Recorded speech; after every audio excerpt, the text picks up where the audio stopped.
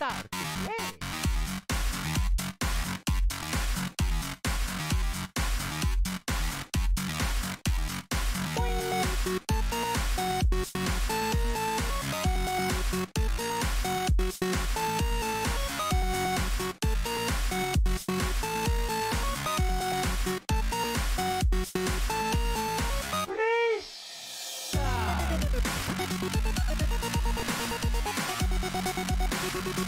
Start.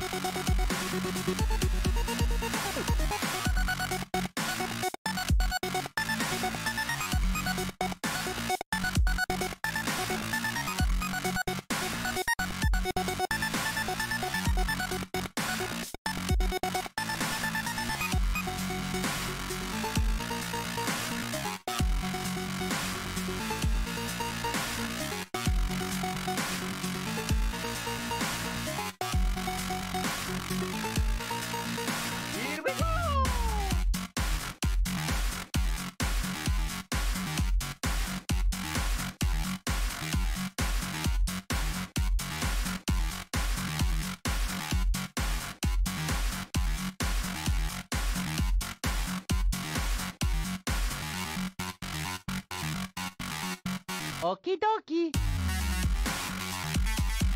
Mamma mia!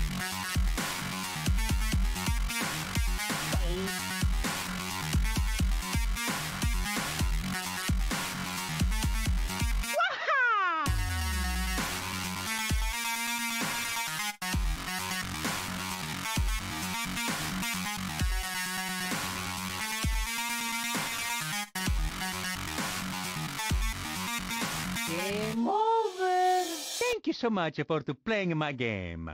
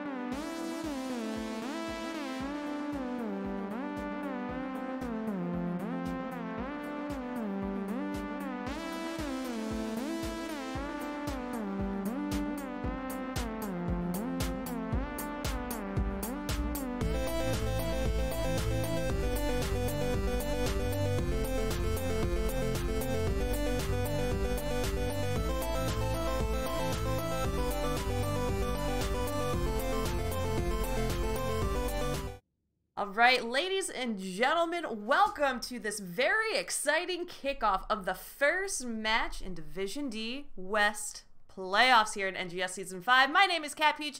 I will be your host for tonight, and with me tonight, I have the lovely Tyro. Tyro, how are you doing this evening? I am doing wonderful. I'm excited to cast a match. It's going to be a good one.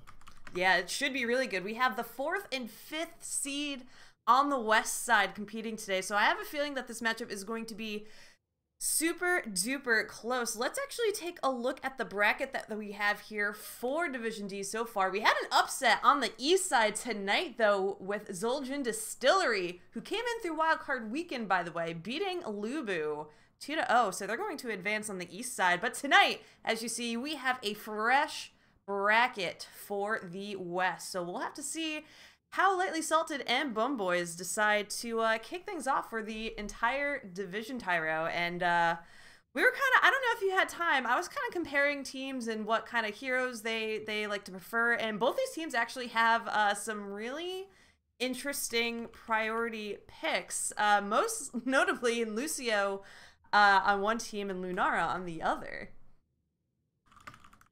That is kind of interesting. They kind of counteract each other in a way. No, but I made a fool of myself Tuesday because I predicted Lubu to win it all. I predicted Lubu to win everything. And they're out first. Go figure. Yeah. Well, sometimes upsets happen. Womp womp. Let's actually take a look. I compiled a couple stats for both teams coming into it tonight. So on the side of Lightly Salted, they are the higher seed coming into this matchup, sitting at 13-7 for the season. Most notably, their battleground of seeming not necessarily favor, but they play really well on happens to be Cursed Hollow, which is not a map that a lot of teams this season of NGS really have played. And what I really love is that Bone Boys actually are 0-2 on the map. So I'm wondering if you get to see that today. And yeah, as we mentioned, Lucio, 50% pick rate for them. Rest of their hero picks are pretty standard with Johanna and Muradin. Standard Urella band, so not too much there. But Tyro, like you were saying, on the side of Bone Boys, that Lunara pick into Lucio, I'm actually a little bit terrified if that ends up being the pick on their side. I love Lucio. I absolutely love Lucio. In my opinion, he's one of the stronger straight-up healers. I feel the reason he's not meta is because there's no utility behind the guy. Mm-hmm. He's got a little bit of speed, no cleanse, no stun, no lockdown. I feel that's why you don't really see him a lot in matches, but for straight up healing value, he competes with Malfurion. Mm-hmm.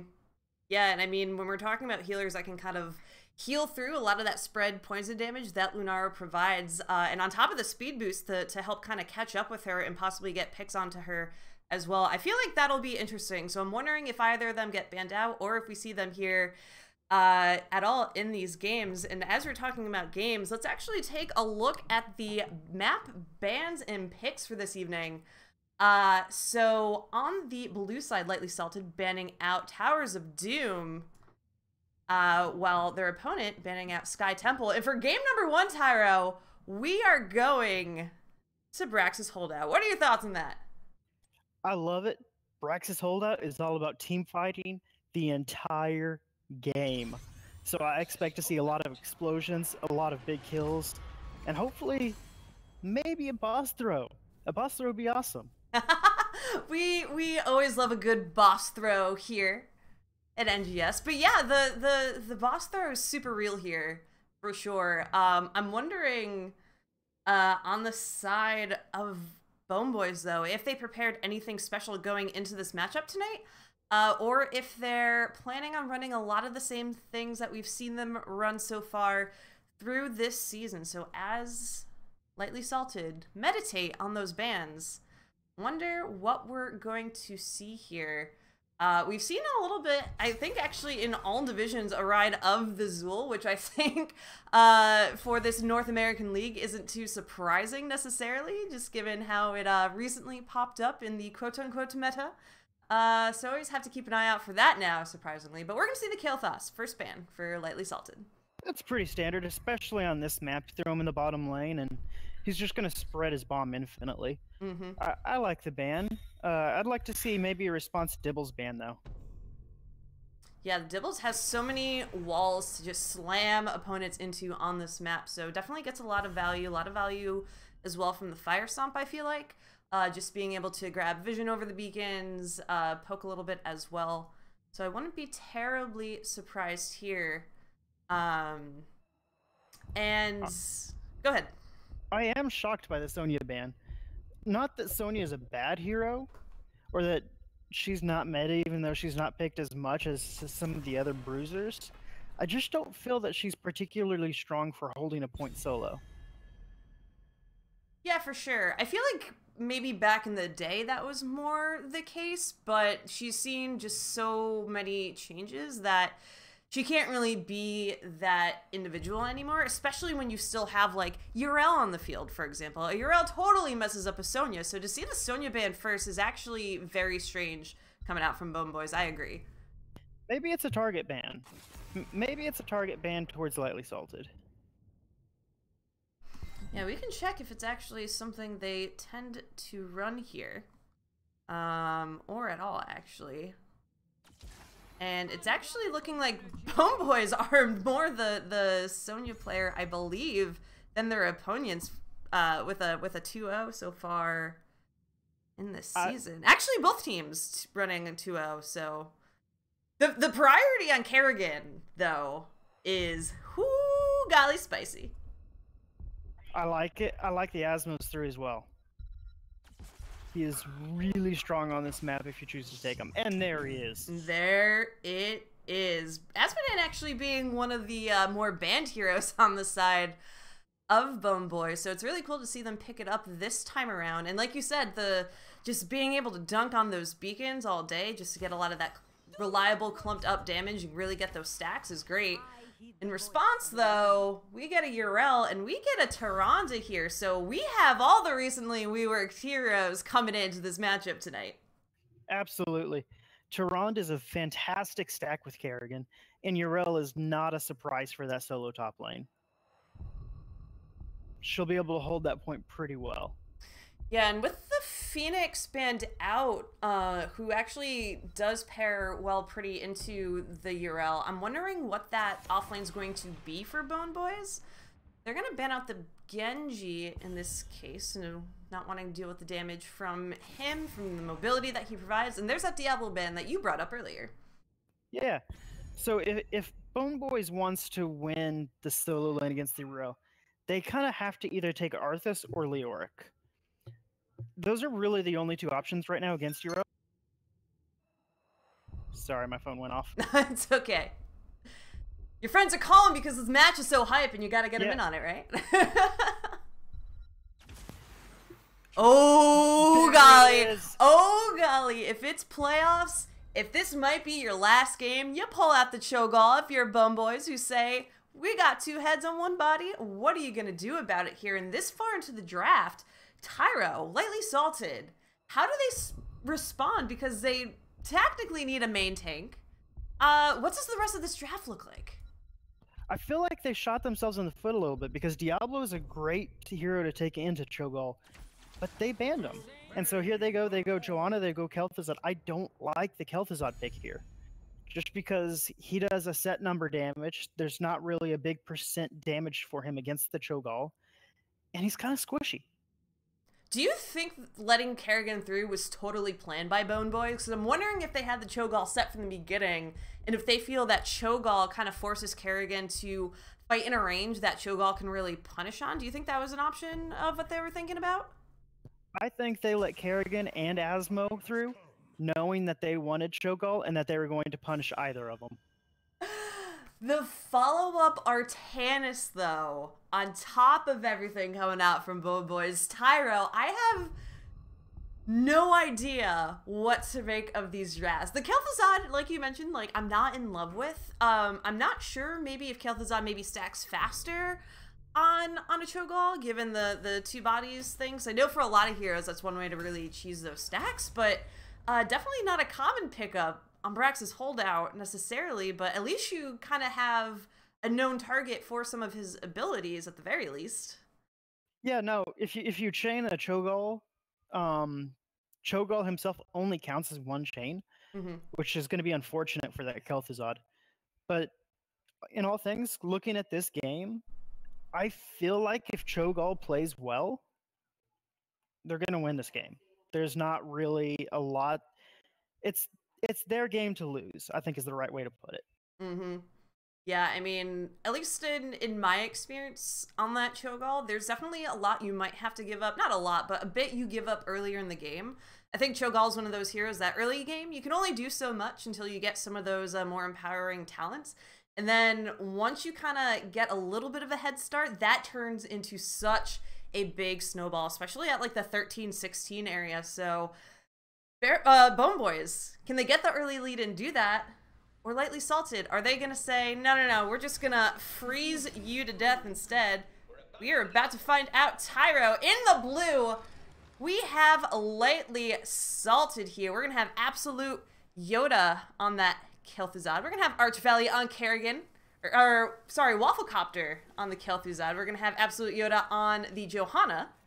Delta going to be on the Yrel, and the Tyrande going to be played by Resonance. And then Bone Boys in the red, we have Taste Scrub on Cho'Gall. We have Chaos Killer on Brightwing. Anachronaut on Asmodan.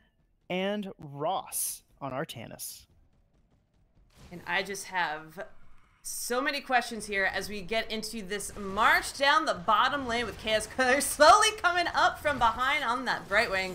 Of all the reworks, hers has kind of been the one we've seen less often, kind of in the later part of Season 5, so curious how she's going to do here, but the Polymorph onto Archvalley, immediately making Kerrigan have to play a bit safer, kind of proving that Brightwing has a place here. Yeah, so if I was going to question any hero out of Bone Boy's lineup right now, it would be the Brightwing. And it's simply because Brightwing can't keep up with other healers right now. She doesn't have the burst heals. What she does have, and what's really good against Kerrigan, is the trait Cleanse at level 1.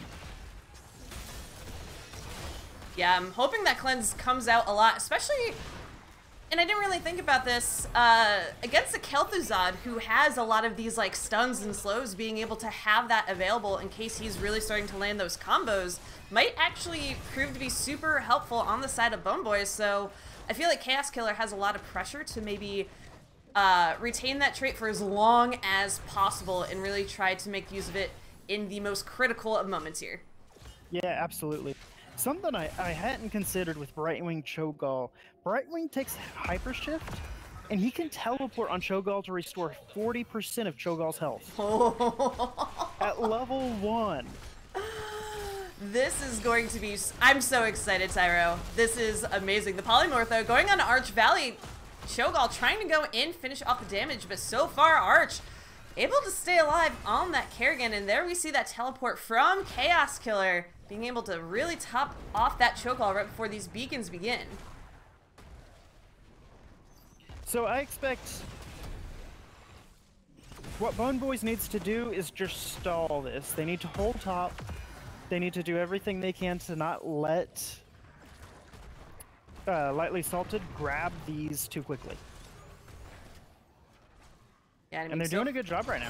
Yeah, they're doing a great job. I mean, it's only a little bit, but 4 to 4% here as the fight kind of breaks out in bottom, trying to push Bone Boys a bit back, but Anachronaut being able to dunk onto the Kerrigan, get a bit of damage there, allow Cho'Gall to then frontline, get onto that beacon, and continue to fight from there on the backside as they go in onto Resonance. The stun misses due to some displacement on the side of Bone Boys, so a bit of a womp there, but the red beacon's going back in favor of Bone Boys for the time being, and Ross on that Artanis having no problem matching into this Yrel right now. Heads up, the Runic Blast quest is now in effect for Cho'Gall, and in bottom lane they are going to be getting a lot of stacks on it. Stacks on stacks on stacks on stacks. I feel like there's so many stacking quests going on right now. Yeah. It is going to be a race to see who can do it first, who achieves theirs. I mean, Asmodan has a very long time before his becomes pretty worthwhile. But like the Kel'Thuzad, pretty far into his quest so far. And the quest from Cho'Gall, we'll have to see how quickly they can really wrap that up and make that bomb just the worst thing to walk into. Yeah. Honestly, I don't expect it to take super long. One thing I did notice is that an Acronaut needs to be a little bit more careful with his positioning. He's getting forward, he's trying to use his laser, and Kerrigan's going to punish him for that. Yeah, but Kerrigan might get punched depending on if Cho'Gall and Asmodan can get the damage up, and Anachronaut going to back up the bodying coming out from Cho'Gall to make sure they can walk away. Brightwing with the teleport to provide some of the healing. Absolute Yoda really low on health too. Going to walk away for the time being, but they're going to have to back up. The combo trying to come out onto Asmodan though. Doesn't succeed just yet. We're sitting at 62% of a beacon charge for Bone Boys though, so they can give up a little bit if they have to. Ross keeping Uriel quite at bay on the top lane, while the rest of the team tries to take back this bottom beacon. Johanna going in, trying to make some kind of engagement happen here. They need to run. This is not a fight they want, and it looks like there's going to be some people falling here. There goes Asma. Yeah, First Blood going over to Lightly Salted, being able to take out the Lord of Sin. Tascrum being able to heal up a bit. And the short, you were talking about the level 1 talent on Brightwing. These very short phase shifts just to get the healing onto Cho'Gall is such an interesting strategy, but the chain coming out from Kel'Thuzad to pull the Cho'Gall in. Not too much damage onto him necessarily, but still, Wafflecopter has been nailing them pretty well so far. Yeah, Wafflecopter is very, very good on Kel'Thuzad, and that's something I would never take away from the guy. I just, as good as he is on him, I just don't see it overcoming this Cho'Gall. There's so much health, and the Brightwing teleport is just too strong. Asmo dead again. Oh yeah, the follow-up from Kerrigan absolutely seals the deal, going to fall there, but in response, Kerrigan falling as well. Resonance getting low, going to run away, but Cho'Gall is surrounded by 3 members, but they're going to go in onto Wafflecopter. The stun from Tyrande doesn't connect onto the Cho'Gall, but teammate still alive to see level 8 come to their team. And there's been such a stall on these beacons that I just feel like once maybe another kill or two happen, one team's going to feel very brave and trying to go in there. Ross has been trying their best to get these swaps onto Uriel to kind of force that skirmish up top a bit further, but so far hasn't been able to land too many, I feel, so I'm just have to see how that does in the long term for them. Heads up, Wafflecopter is only 3 chains away from completing his quest. Oh, and that's when things turn on for Kel'Thuzad, so we gotta watch out for that. We have 16 stacks right now for that rune bomb, like you talked about. So, who can complete it first is the question. The powerhouse quest that really turned their heroes on. Let's see who gets that first, as both teams quickly approaching 9 here. Once level 10 hits though, Tyro, who has the upper hand? Which combination of heroics do you think possibly sway this in one way or another for one of these teams? It'll depend. If Brightwing goes Blink Heal for the extra healing, I would give it to Lightly Salted. But if Brightwing goes the Emerald Wind to knock that Kerrigan away from his precious Cho'Gall, I absolutely give it to Bone Boys. It's going to be all on the Brightwing in my opinion. Yeah, it seems to be the theme of the match is can the Brightwing deliver? And so far that little fairy dragon is doing her best. Dunks going out on 3 people of Lightly Salted. Archvalley hiding in the shadows, just waiting for the right opportunity to bounce here, and it's getting so tense. There's going to be a small 10 advantage window, and I don't know if it's enough for Lightly Salted to really get much out of it, so Bone Boys just gonna have to play careful in the next couple seconds as their opponents reach that pinnacle. Heads up, both Kel'Thuzad and Cho'Gall have completed their respective quests, and that Runic Blast is chunking Johanna for about 1/6 of her health right now. So Johanna gets chunked for that much. Brightwing can heal Cho'Gall 40% of max health with that phase shift. There is just so much really large damage and healing coming out from Bone Boys here that I just can't help that if they can coordinate well, that these fights are just going to be devastating for their opponent. Absolutely. And, you know, we're talking about Cho'Gall, we're talking about Kel'Thuzad, but Asmodan is at 146 stacks. The first Zerg wave hasn't even come yet. Is he going to reach that 200 yet? Before we get to that first wave?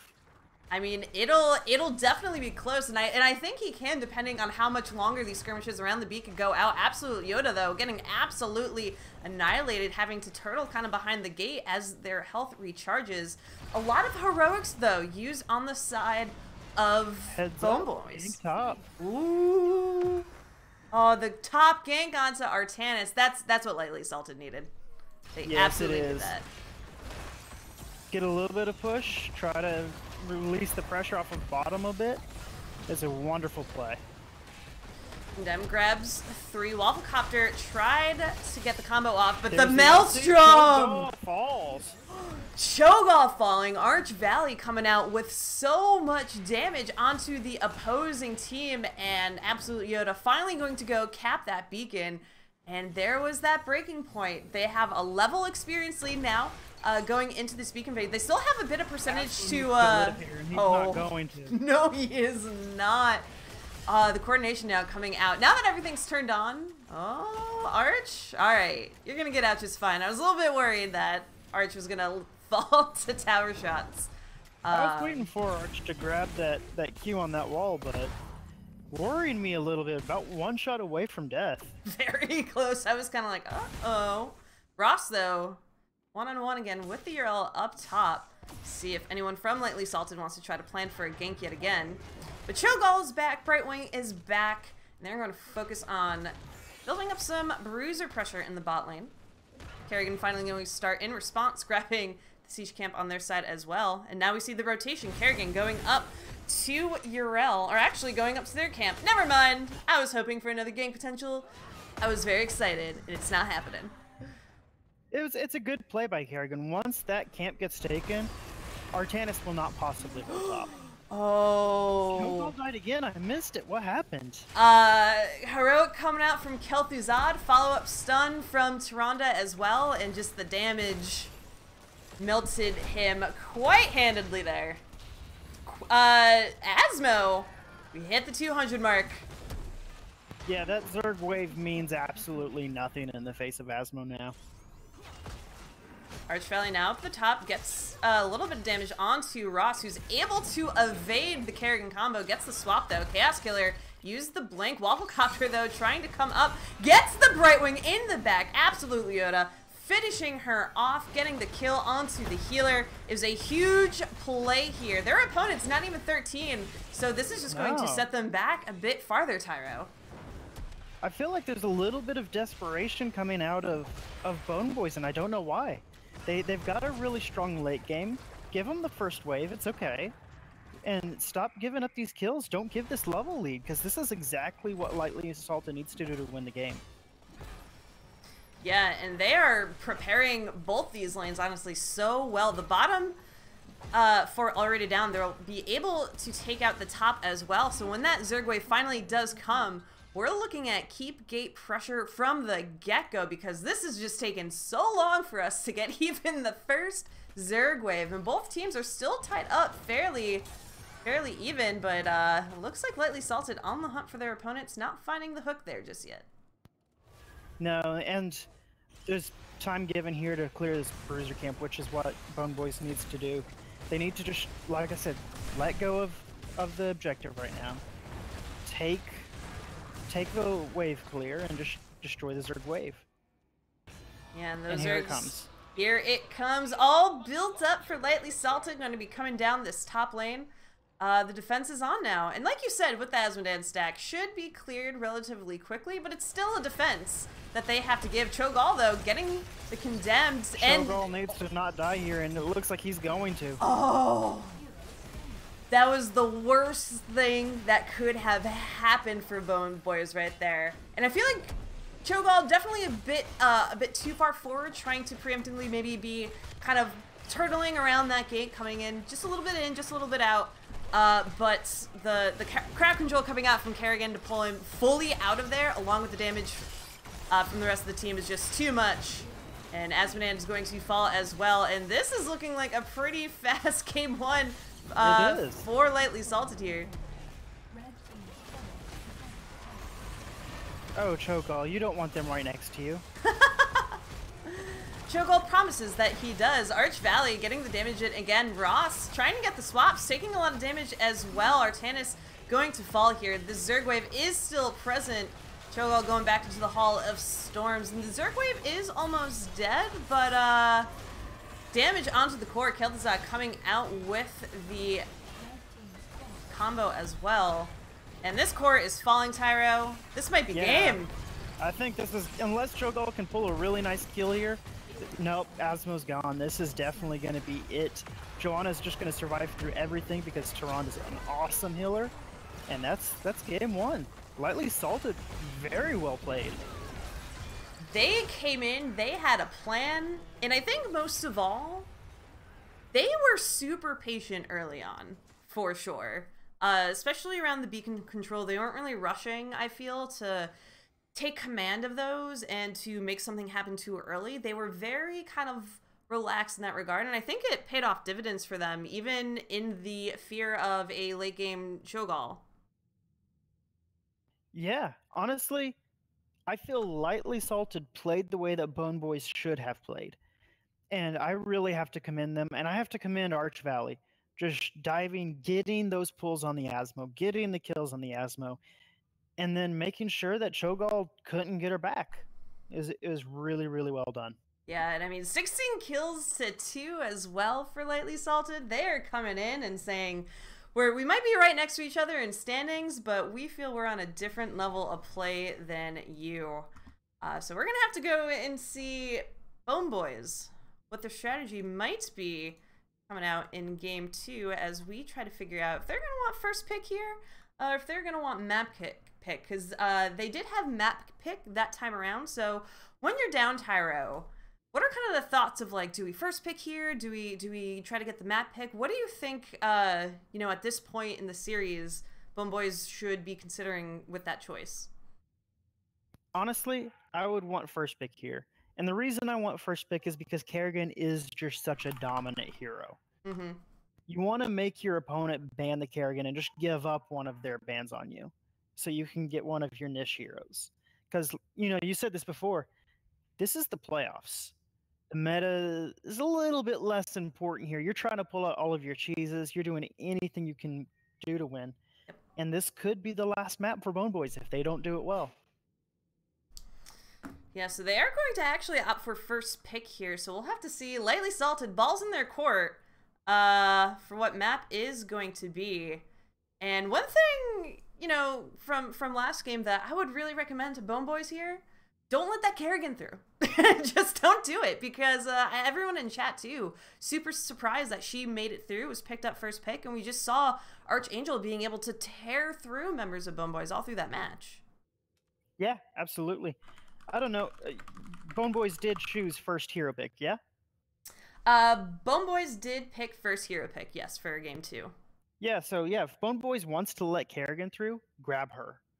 Take her first, or just force Lightly Salted to ban Kerrigan. I imagine Lightly Salted will ban Kerrigan. Mm-hmm. Yeah, I think given that Lightly Salted knows her power, very likely that we'll see her out of the hands. Now on the other side of Bare Bones, though, the Brightwing pick we had questions on, and I think maybe that was very tied to the Cho'Gall pickup, as we kind of highlighted a bunch of times about the level 1 healing on him. But is there a chance that we could see Brightwing again? Do you think since the rework that she's found her place a bit more, or is she still a little bit on the struggle bus in terms of the support pool? I think she's a little bit more fringe than other healers right now. Mm-hmm. That being said, I wouldn't really have considered her viable before. Now I would consider her very viable in a double support composition, especially if you're going to run something like a Brightwing Lucio, where you can just outrun absolutely everything in the game. Mm-hmm. Yeah, that's the double support. I feel like a lot of people were happy to see it go. And so the fact that with Tyrande having a bit of a change, Right Wing having a bit of a change, there seems to be like one specific like set of heroes that works with, and otherwise you're still seeing a lot of traditional support comps. But with the double, we've been seeing a bit of Tassadar more on the pro level come out too. So I mean, I feel like anything is possible here. But I do have for game number 2 our pick here, Tyro. If I could get this set up correctly, ladies and gentlemen, we are going to dun, dun, dun, dun. There we go. I had to get my my map tool set up. We're going to Infernal Shrines for game 2. So both these teams actually have a lot of experience on Infernal Shrines, I feel like, in NGS. And I don't have the stats specifically on me, but when looking into their map pools, it's most played by both of them. So it seems like a pretty fair battleground to bring us to here, for sure. Absolutely. I feel like between Infernal Shrines and Towers of Doom, they are most likely the top 2 map picks in NGS this season. Yeah, I feel like it's one of those level setting maps where a lot can happen, but you can always still come back from it. And maybe that's why we saw Towers of Doom being banned out earlier this time around. But yeah, Infernal Shrines coming out. I'm not sure. Thinking back to like that Lucio and to that Lunara that we talked about in draft, do we see him come out here? That's kind of what's on my mind right now. Honestly, maybe a Lucio, but I somewhat doubt it. And I doubt it because we saw the Sonya ban before, but now I feel like Bone Boys is going to go for that Sonya because she is just one of the strongest bruisers for this particular map. Mm-hmm. She's so good at the shrine clear. Maybe you see a little bit of 4-man gank squad. Ooh. Running from Bone Boys while Sonya solo clears, because she can. That would be fun. I'm always down for a 4-man gang squad, to be entirely honest. I feel like a lot of teams don't play it that way on Infernal Shrines a lot of time, but you're right. It's totally feasible coming into this matchup. We're just getting the lobby squared away here, so thank you for your patience, everybody, as we try to wrangle these teams to play a game that they signed up to play. During that last game, though, Murda, thank you for that raid. People coming over. Hope you enjoyed games over on Murda's side of things. We are getting started soon with game 2 of the first Division D West playoff game. We have seeds 4 and 5 competing to stay in it for the rest of the season, and we just saw a very dominant Kerrigan play coming out from Lightly Salted that's leaving us with a lot of questions going into Infernal Shrines. Absolutely. Now, another question I have is, do you see one of the teams ban out Asmo? And I say this because Asmo didn't really have presence in the last game. Caught out, died, got the stacks, but didn't really put out the damage. Yeah, that was really interesting because there was so much hype around those stacks being completed and thinking, yes, we got this.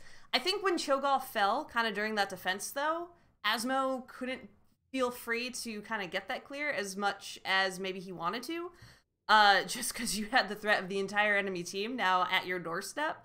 So I think there's a couple of safety boundaries that Bone Boys needs to think about going into the next matchup, because that front line seemed really eager to be in front, and with a lot of the crowd control on the opposing team, it was punished pretty heavily. Absolutely, I agree. I'm curious to see if they'll let Asmo through again. Just based off of last game alone, I don't feel like there's a reason to ban him, even though this is a strong map for Asmo. Yeah, that's it's an interesting question. I don't know maybe if Bone Boys would ban it out so much as Lightly Salted might, but it is a pretty common ban for Bone Boys, so I wouldn't be surprised. But maybe the pickup in that last game was them saying we're no longer afraid to go up against an Asmodee anymore because we understand him a bit better. So I think there's maybe a couple options on that side of things, but we'll have to see as we get into this draft. And we talked about the Sonya. What else might we expect here on Infernal Shrines, Tyro? So, just outright out of the gate, I expect a Kel'Thuzad ban. I expect a Kel'Thuzad ban from Bone Boys. Respect the Kel'Thuzad. It was played wonderful by Waffle. Yeah, it was a weird pickup at the end, but sometimes if you're good enough at a hero, it doesn't matter if it's weird or not. You rock with it no matter what. And there it is.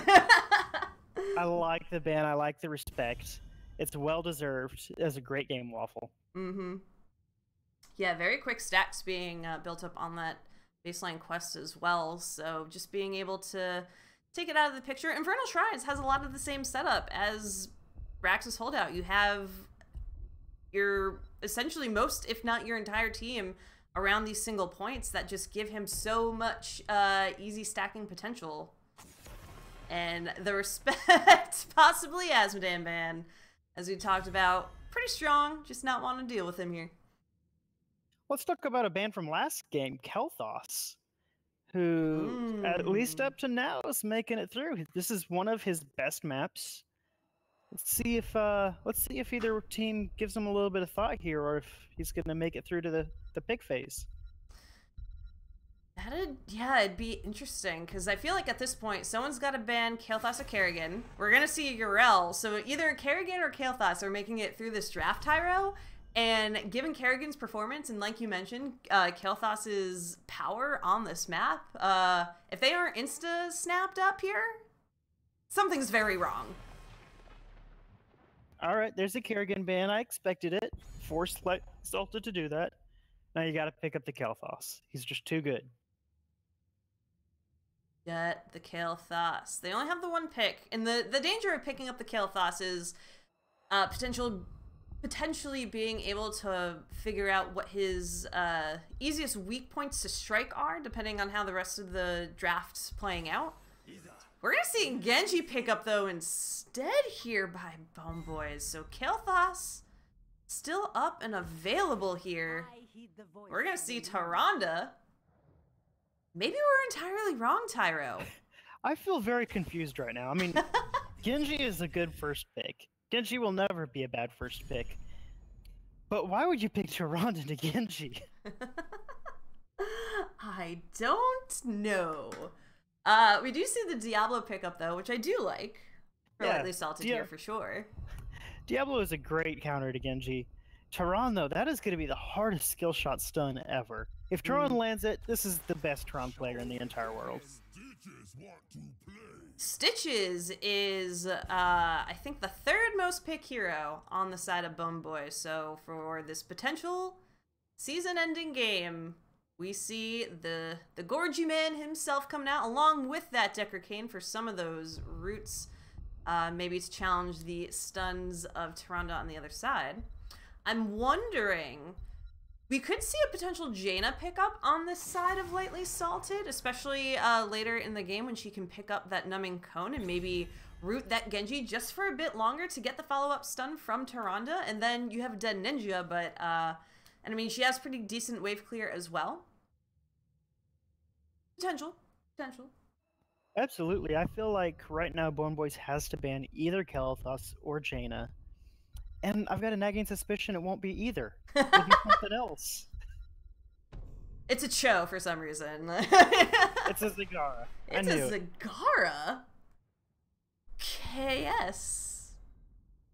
Oh, I am so confused. I'm just gonna sit back and enjoy the ride. I'm gonna enjoy what they want to show me. And there you go. There is the Kael'thas making it through here in game 2 of this series. We still need, unless Kael'thas plays that offlane, we do need a dedicated offlane. That's where the Blaze comes in here for Lightly Salted. I'm beginning to see a trend here for Lightly Salted. You've got Diablo, Lord of Hell, Fire Stomp, Kael'thas, Fire Mage, Blaze, Pyromaniac. Who else has fire in this game? We got Alexstrasza. Yeah, there we We, go. we get a double second support. healer. And this is one of our strongest maps, too. Right? I love it. So we're gonna have the Jaina on the opposing team. And we're gonna have the follow-up to Haka, which is definitely not a terrible pick here. Dahaka is great on this map. I like playing Dahaka on this map. And mostly whenever you have a Dahaka, I like giving the first objective on this map because there's so much soak value that you can get out of a Dahaka. Yeah, and the global pressure being able to come to those shrines just in time have such strong playmaking potential in a lot of those fights, as well as getting your team a bit more experience while the rest of your opponents have to be in one centralized area. So as long as Bone Boys can really utilize that pressure, they might get a win here in game 2. All right. Who do you like out of this draft, Cat Beach? Who's your pick this game? I think for me, so long as Taste Rancid is on point with Stitches and getting the hooks either onto Tyrande or even better onto Kael'thas, and there's enough follow-up from Jaina and from Genji, the draft of Bone Boys I really, really like. I really do.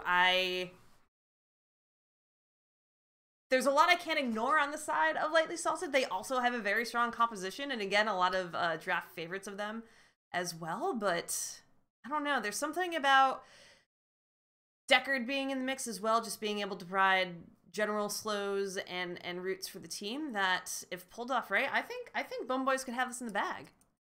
Yeah, I am excited. The last time I casted Bone Boys, I casted it with Yep, and they were playing against Calculated Throw. And Calculated Throw would not allow them to play Stitches. And I was informed that Stitches is one of their best heroes. So I am very excited to see this. Yeah, and it looks like... Let's see what's going on. What skin violation do we have here, actually? Cyberhawk KT. Oh no! All right, yeah, we can let them know we can do that, and we can do the accelerated version of draft. Yeah, I wish I could talk into all, but I can't. All right, let's quit out of this. Sorry, ladies and gentlemen, we have to remake that. I always warn teams that they better not play banned skins or else I will not have it. So I appreciate them calling it out themselves. Let's see. We're going to Infernal Shrines. We won't have to go through the whole draft, thankfully. We actually can just do standard mode.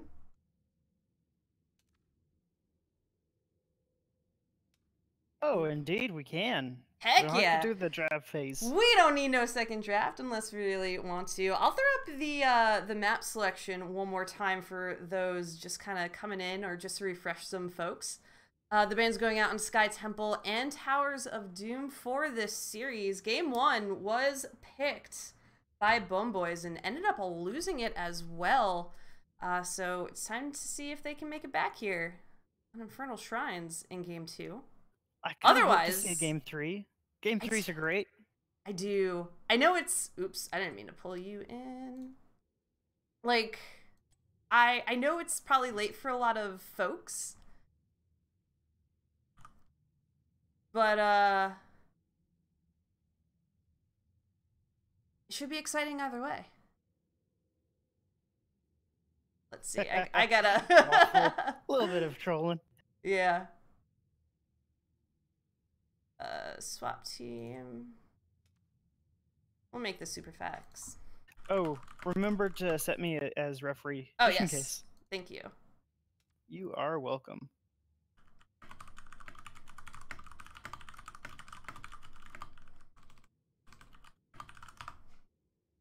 All right. All right. Sorry about that, boys and girls. We're getting this ready now. As teams figure out skins. I feel like there should be a thing in draft to be like no custom skins allowed, and just have that turn on. You know? That'd be nice. But at the same time, how can you get away with not seeing Luchador Diablo?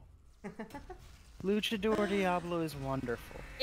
All the Luchador skins are so swell, and I think even though Sonya's kind of not entirely out of the meta, but she's not the go-to solo lane anymore, it's sad not seeing her all the time, or even Garrosh too. All the Luchador skinned heroes are just few and far between, it seems, Tyro.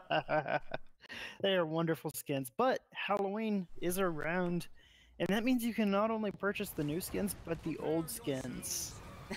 Yes, so if you haven't picked up the old skins, make sure to do that while you still can. But while we still can, let's get this game started. Game number 2, Lightly Salted. Can they pull out the victory? We are going to have Delta on that Blaze, Absolute Yoda on Kilthos, Wafflecopter on Hanzo, Arch Valley on Diablo, and Resonance on Tyrande. And in the red on Bone Boys, we have Taste Rancid on Stitches, and Akranaut on Jaina, Chaos Killer on Deckard, Ross on Dahaka, and some scrub on Genji. Some scrub. We'll have to see if the scrub is enough here to get a win for Bone Boys. If I remember right, some scrub was on Gaul last game. Let's see how he does now that he has to walk around. It's quite different being like, oh, I just had to look and press some buttons, and now I have to move my own character? What is this? What is this? I like that Blaze just said, absolutely not, I'm not dealing with mid, but that's gonna allow Wafflecopter. Beautiful. Ooh, we talked about in draft, that's the hook I want to see. I want to see those hooks followed up with that tongue, followed up with the damage, and it's there for Bone Boys. So they just proved to me that they can pull it off, so I have hopes for them here in game 2, Tyro. I would really like to see Rancid keep hitting those. I was told how wonderful of a Stitches he was, and if he keep doing that, I will admit that he is an incredible Stitches. That's quite the praise. So Taste Rancid, you got a lot riding on this game. Not just you know, your actual team cred, but your personal cred. So yeah. Continuation in the NGS doesn't matter. You've got to prove you're great Stitches. That's all that matters. You know what I'm a little bit disappointed about though, Tyro? The rest of all of Division E and like Division D East, they're all writing like slam poetry against each other in preparation for playoffs, and I don't think either of these teams participated. That is a shame. I did get to read some slam poetry on Tuesday. Ooh. Yeah, it was wonderful. I believe one of the teams actually submitted 2 pieces. Overachievers, I see. Yeah. Did they win, though, is the important part. They did win. Well, there you go. 2 slam poetries are going to make you win in NGS. Logic is there. Soul's building up, though, for Arch Valley on that Diablo. He's just kind of chilling like a villain down in the bot lane. Jaina's not really getting too much freezing stack right now, only up to 1100.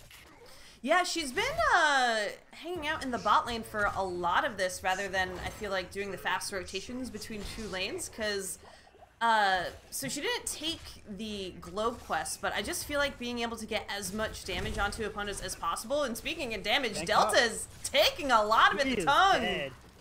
Wow, that was a wonderful tongue by Dahaka. Oh, Taste Rancid misses the hook on a Resonance, but it's alright. They still gotta pick before the shrine activates. Invaded camp. Ooh. It's cheeky, lightly salted. Risky Very move being spicy. down one member, too. So now we're at the shrines. We're at the Skeletal Defenders. We have to see, is this Motor Punisher going to fight for Bone Boys or for Lightly Salted here? They both have pretty good wave clear for it, and it's all about execution. Nice job by Deckard moving that ranged minion up there to get cleared so that they're not getting value off of that siege anymore. And right now, Lightly Salted pushing the Bone Boys off of it. Yeah, they're pretty even on defenders, and I mean, there's something to say that this isn't so one-sided, with Blaze still hanging out in the top lane this entire time, just saying, I'm gonna get structural advantage. You guys go and try to clear the shrine, but 23 on the side. Ooh! Ooh, that is a dead Kel'Thas. That was a great hook and a great Genji follow-up. The stun follow-up, too, from Tyrande with that grouping was really on point, but not really too much to follow up on it just now. I'm beginning to see the combo now, though. You see Deckard start to throw down the seal, and as soon as the seal gets thrown, Stitches hooks. Anyone who gets hooked is dead. Grandpa can help, you know. Grandpa He may not can help. He doesn't do the damage, but he makes sure other people can. And yeah, that as the combo plays out, it's always fun to see how teams adapt to it. So Lightly Salted, is it something that they can maybe bait out? Is there someone that they can kind of offer as a sacrifice to that combo to kind of almost set things up? And I feel like once Archvalley maybe gets a few more souls stacked up, he's sitting at 75 right now, but maybe in the next coming fights, does Diablo say, I'll give myself up for that position just to sacrifice everyone else, and then that's a combo on cooldown? Possibly. Correct me if I'm wrong. Last game, Archvalley was on the Kerrigan, was he not? Very much so, yes. It's a little bit of an odd role swap for me. I will see how it works out for him. You know what's funny, actually, in comparing both these teams? Both their support players flex into Nazebo. Specifically. They're both... That is awesome. That is like a wonderful piece of information that I'm sure no other team shares. It was really strange because, yeah, Decker Kane was, for their supports, both top plate support, followed by Nazebo, and then it was Lieutenant Morales for Bone Boys, and I think it was the Lucio for Lightly Salted, so fun facts. Oh, Jaina getting caught out. This is not good, but she gets away. She gets away this time, you mean? Yeah, she gets away this time. Dahaka now at 7. He's going to bully Blaze out of this lane pretty easily. That feeding frenzy is completely balanced. Please don't change that Blizzard. Cough, cough, cough. I didn't hear anything. Oh, no, I'm definitely not a solo lane player. Ross has been hitting these tongues, though, so consistently, and yeah, Delta's having a hard time against Dahaka, which usually, given all the fire and brimstone that comes out from Blaze, not usually how it goes, I want to say. It depends. I mean, if you have a good Dahaka who understands the way to sit in the wave, once he hits 7, Blaze actually can't stand in it. You just get stunned so often by the tongue that he can't fight back. Oh, there's the tongue again. We saw Genji kind of rotating up for a bit. Diablo, Archvalley tried to get this camp steal. The damage. Still. Yeah, some scrub gonna get out, but yeah, the steal coming out there. Oh. Picked by the Tehran. What a great arrow. Both teams have 10 now, Tyro. And right, with the shrine activating, walk me through this. Who wins on level 10s? Alright, X-Strike from Genji. I'm not really digging it. Isolation from Dahaka. Expected Lornado. Summon Water Elemental. And Bile. Phoenix. Lightning Breath. Bunker. Shadow Stalk. And Dragon Arrow. I gotta give it to Lightly Salted. Dragon Arrow, Lightning Breath is kind of a good combo. Just a little bit. Hook misses. That would have been a dead Delta had that connected. It would have been a very dead Delta. Looking on the shrine here, though. Clear is on the way. And Bone Boys not wanting to go in too hard yet. They are actually... Looks like they rotated to try to collapse onto the Blaze, but didn't get the kill, so... Lightly Salted just stacking up here. Yeah, missed the tongue. That was costly. That gave him a 20 skeletal defender lead early. There's the ulti combos. And Jaina is just gone. Dragon Arrow misses, though.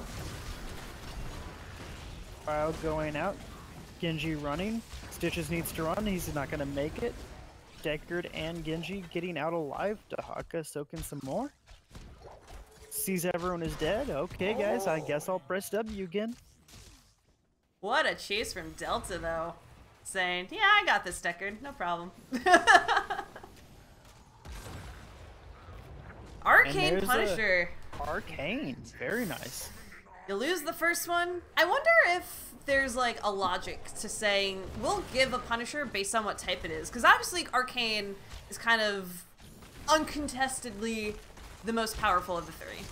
But between the Frozen and the Mortar, like, do you just say, you know what, it's not worth, we just give them just because they're easier to clear? For me and my team, if we have a good enough push or good enough wave clear, we like to give the first Punisher regardless of what type it is. Just because we know that we can get more value out of other soak than what you can get out of that Punisher. But right now, this is a key pool that's gone. Yeah, and that is not good if you're Bone Boys. You're also lacking 16 or 13 if you're Bone Boys, but you do have the hook, but the Shadow Stalk to try to get Residents out of there. The Phoenix going down though should finish the job. Next strike does come out as well. The tongue onto Absolute Yoda combined with the silence, and that is 2 members down and lightly salted. Arch Valley should be 3. Gonna fall here. Wafflecopter still getting a bit low though, trying to get that poke damage in. I don't think there's enough to punish. Yeah, Hanzo has the escape of someone that can leap over walls. Yep, they're not gonna catch him, but this is an excellent time to paint the map red. Yeah. They already lost, they still can't grab that top camp that was stolen by Lightly Salted earlier, but at the very least, we see Ross kind of poking around the top bruiser camp on the opposite side, saying maybe we can get that. Instead, the team's going to play it a bit safer, have Stitches start on this bottom siege, and start building up this pressure, try to get structures of their own. Lightly Salted, though, they're coming in, and they're coming in hot, Tyro. Yeah, they want this fight, and honestly, this is a mismatch. Bone Boys needs to run, and they need to run fast. Phoenix comes out, but the Goodbye, Deckard. Gravity Well onto Deckard. Kael'thas falls in response though, but Resonance taking so much damage will fall as well. That's 2-1 in favor of Bone Boys. They get the kill on the Arch as well. So even though they were stalled out on this camp, there's only 1 Shaman left. And at least that's a camp grab for them and a couple kills while they're at it. Yeah, that was wonderful. That's about as good as they could have expected, or they could have wanted. Because Lightly Salted was ahead in experience. And to lose the fight, and then to give the camp, and to give the push, that is a massive turn for Bone Boys. And they were able to hold on. I thought they were going to full retreat, and when I saw the Phoenix placement to try to kind of keep them in, the damage was there, but once they walked out of it, they said, you know what, let's just turn around and keep fighting here, and they were able to make something happen, which is great. So they're kind of tied up in experience, like you said. Race of 16's on, and we'll have to see who hits it before the next shrine here. Alright, I feel like this illustrates my point pretty well. I love Brightwing, I love Tehran, they are good heroes, but they're not good alone. And the reason I say this, you can look here at the stats, Tehran only at 18k healing, while Deckard sits at more than double that. Yeah, we saw the solo support Tehran the last game, but I think maybe there was just, in general, less damage to come out from Bone Boys. Dragon Arrow. Stuns 2. That's used up now, though. Yeah, that's a 60-second cooldown. Bone Boys can go in. Shadowstalk is also down. After the rework, Bunker is now a long cooldown. Blaze can't just blow that one. As much as I wanted Bone Boys to just go for it, I do understand they were waiting to hit 16. But now they have it. And so now they can go in again. And maybe they can get the kill on the Delta this time around if Frost gets the tongue there. But the rest of the team rotating up to the shrine instead. Fight's on. Lightly Salt is coming in. Dragon Hair. Man, they are going long range. Dahaka took the increased range for his tongue, and Stitches took Fishing Hook. Ooh. They want those picks from a safe distance. But, yes, they do. And this is not what they want to do. They don't want to fight here. They want to push back. Oh, there goes Lornado, Bunker. Dahaka's getting chunked. The Haka's getting very chunked indeed, but the bunker's finally gone. This is Boneboy's opportunity to get back in. The Blizzard's going out, the hook onto Delta, but the Dragon Arrow saving Missed Delta. time from the Dahaka. There goes the X-Strike from Genji. Deckard's stunned.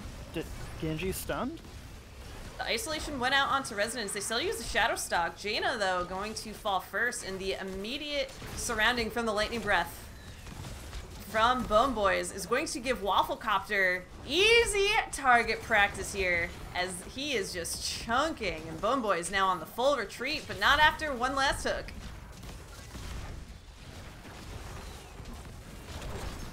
And all this time, Kilthas. This is such a weird fight. This is a really weird fight.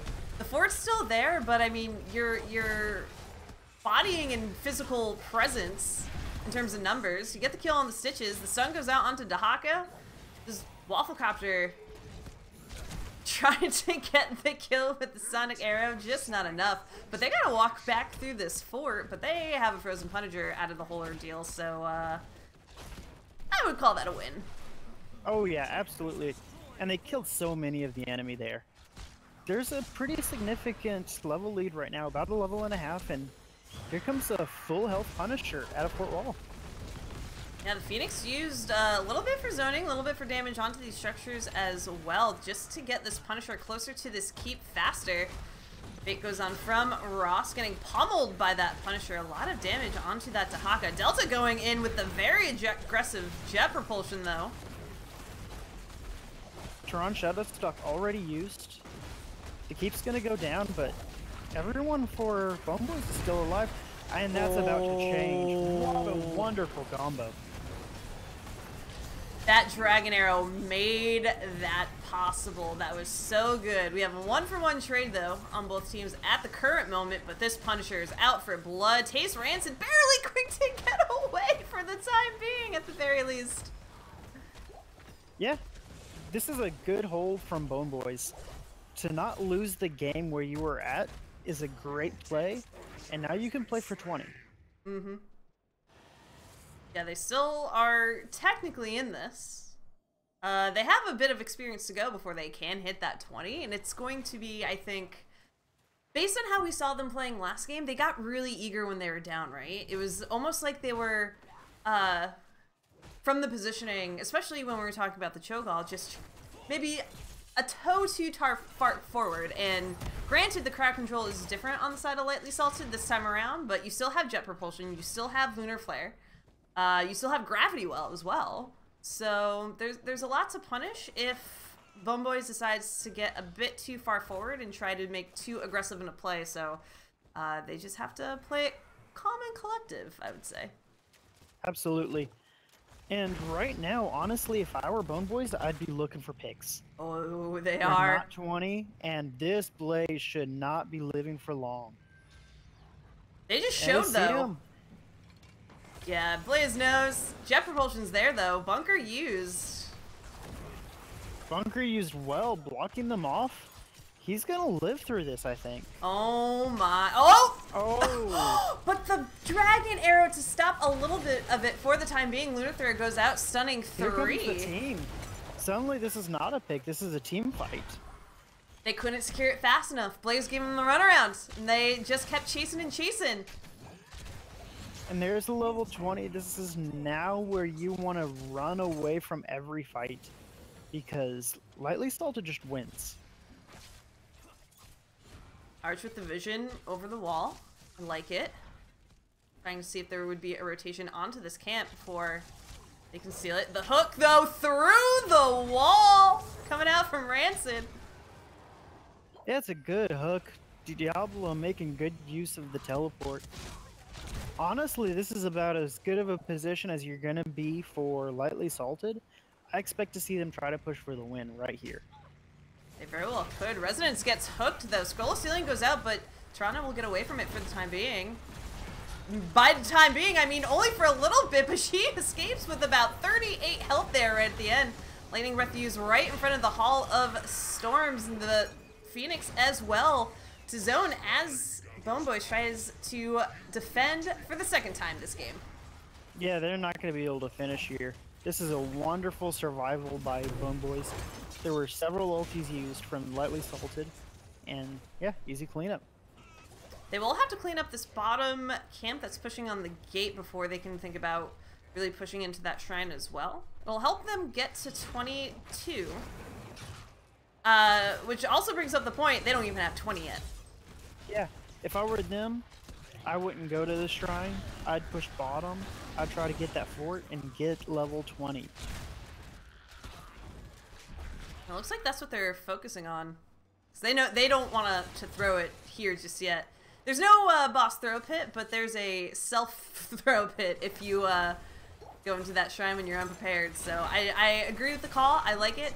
Gets them closer. I hope they can defend it is my only thing. This is rough. They didn't reach 20. They're about halfway there. This camp is not going to be what they need. Are they going to be able to defend this Punisher? Can they pull it? It is the Mortar Punisher. It is one of the weakest ones. Can they pull it and get it to maybe the bottom keep where it can be whittled down by those towers? I don't know. This keep's already taking a little bit of damage, so... Decker needs to not be the one who takes the leap. Pro tips.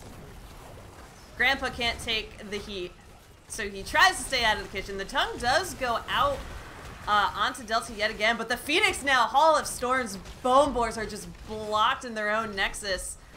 Shield's about to fall as well. Lord NATO also made a wonderful stall there, pushing 3 heroes back away from the core. However, I think it is too little, too late, and this Punisher is looking for the win. Yeah, this Punisher is still very healthy. 30% left on the core. And this, ladies and gentlemen, is going to be GG's over to the side of Lightly Salted. Pulling out the 2-0 here in this quarterfinal playoff for the West Coast. They gotta be feeling pretty good about that. I actually, I was talking to Wafflecopter a little bit earlier today as well when I was asking about who was playing tonight. And they were saying, so long, they feel they can 2-0 anyone in Division D. Anyone. So long as they're feeling good that day. And so they were clearly feeling really good tonight, Tyro. I would say he was at least feeling really good. Wafflecopter putting out the numbers. 82k on Hanzo compared to only 35k from Dahaka leading Bone Boys in damage. There's something poetic about the 11-11 kills, though, on these teams, I gotta say. It's a beautiful way, I think, to end the series overall. But we actually have Delta already waiting to chat, so I'm going to pull him in here and get his thoughts on how that game went. Delta! How you doing? Congratulations on your 2-0. Thank you. How you feeling? Feeling good. Just good? Not great? It feels pretty great. I would hope so. Yeah, you and your team had a really fantastic performance in this series. Coming into playoffs, I was actually just saying, I was talking to Wafflecopter just a little bit earlier today. He was saying that you guys feel you can 2-0 anyone in this tournament on the right day. Is that something that's a shared sentiment amongst all of you? Or are you all kind of taking it a bit more cautiously as you go through the rest of playoffs? I'd say that's pretty common. We're a very feast or famine kind of team. Either we're doing really well or we're doing something else. That is totally fair. And in game number 1, you did, we were kind of blown away with how well you did with that first, with the actual only Zerg wave going into Brax's holdout. The Kerrigan was let through by your opponent. Was that something you were expecting to happen, or were you like pretty sure they were going to ban it and then just surprised when they didn't?